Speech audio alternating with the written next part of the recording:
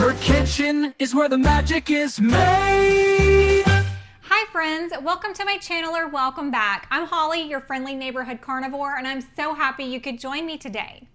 So it's officially October and we are getting into the season where we start having more family gatherings or maybe just parties with Halloween costume parties and things like that. So I will have some kind of, I don't know, spooky themed recipes coming up, but I thought today I would kick off with just something it's just a good treat to take with you when you go to a gathering, or you can make it at home and have it yourself. So we're gonna be making air fried deviled eggs today. As always, I will have the recipe in the description for you guys, along with links to anything that you might need to make it. I try to make it as easy as possible for you guys. Okay, so let me show you. I'm sure you can see in the background here, I have got the eggs all fried up and ready to fill with the deviled egg filling. So let me show you how I made those eggs and got them to that point, and then I will fill them with their filling, and we're gonna give them a try. You are going to start out with some boiled eggs. My friend gave me this egg cooker and I have never boiled an egg again. Therefore, I'm not going to tell you how to boil your eggs, but if you have an egg boiling method that's superior to everyone else's, please feel free to leave that in the comments. I've only got 2 eggs here because I am just fixing this for me, but obviously if you are fixing this for other people, make as many eggs as you need. These 2 eggs are going to make me 4 deviled eggs. Once your eggs have been boiled and peeled, you are going to need to cut these in half. Once they've been cut in half, give them a gentle little squeeze to loosen up the yolks from the whites, and then you're going to use a spoon to gently scoop the egg yolks out of the whites and into a separate bowl to be set aside for later.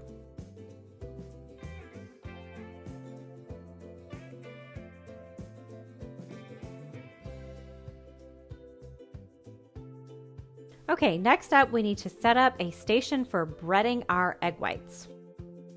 I will be using some chicken flour. I will have the instructions in the description on how to make the chicken flour, or if you do not want to make it yourself, I will also have a link where you can purchase some chicken flour directly.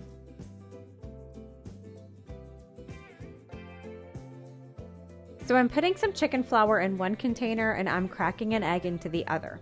We're going to whisk up this little egg right here before we start adding in some seasonings.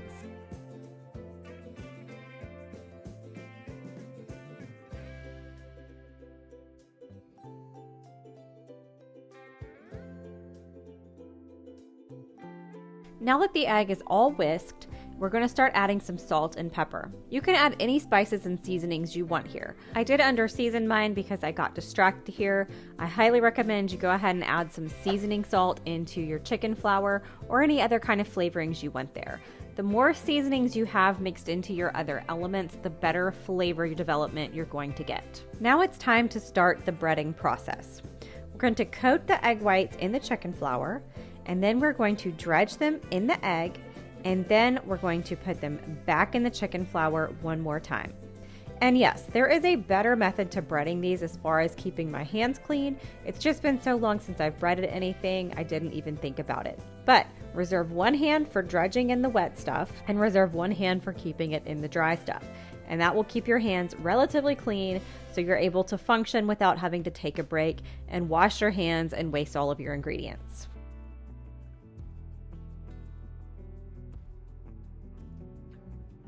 Now it's time to grab that air fryer basket. I recommend going ahead and preheating your air fryer here. You need to set it to 390 degrees Fahrenheit. I did forget to show you one step here, which is to use either some avocado oil spray, some duck fat spray, some tallow spray, whatever. You need some kind of fat to spray on, or you can have melted butter and brush it on to the outside of these eggs because you really need some fat for these to get crisped up and to turn a nice brown color.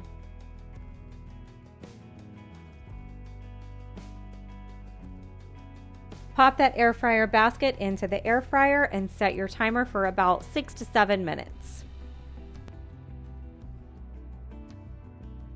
While the egg whites are getting yummy and crispy in the air fryer, we're going to go ahead and mix up our deviled egg filling. I went pretty basic here, but you can get as fancy as your heart desires. Really have fun with it.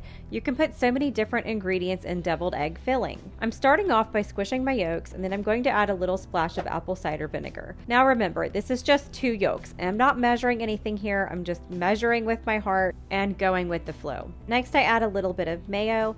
I think I ended up with about 2 tablespoons of mayo total, and then I also had about a teaspoon of Dijon mustard. I'm using avocado oil mayonnaise here. Oftentimes I will make my own mayo for this. I will tell you that butter mayo and bacon mayo are absolutely both fantastic in deviled eggs. And I'm also using my favorite seasoning here, which is Redmond's organic seasoned salt. Once you get it all mixed up and smooth, give it a taste and adjust any seasonings as you need.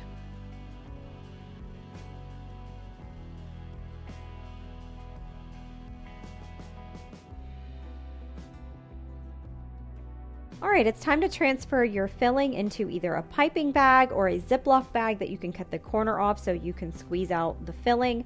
Or if you want to go old school, you can just take a spoon and spoon it out into each individual egg.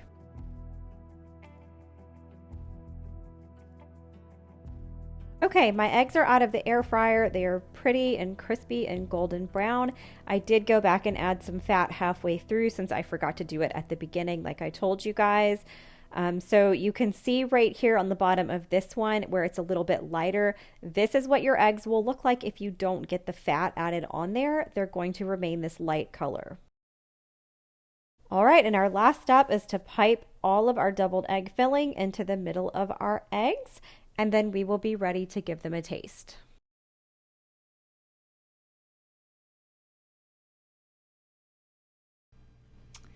Okay, if you take these tasty little treats with you somewhere, I recommend bringing the air fryer with you so you can reheat them before you pipe the filling into them. These are best like nice and hot and crispy.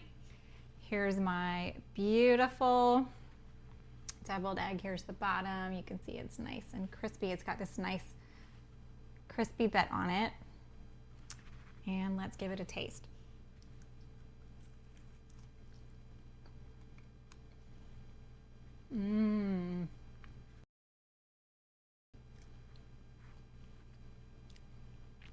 It's so good. I love deviled eggs and just being able to have them in a slightly different way. This being serving it warm and then having that crust on it is really good. I think next time I need to remember to season my breading better because I got distracted and just did some pepper. I think if I had added some seasoning salt in that, it would be that much better, but this is so good.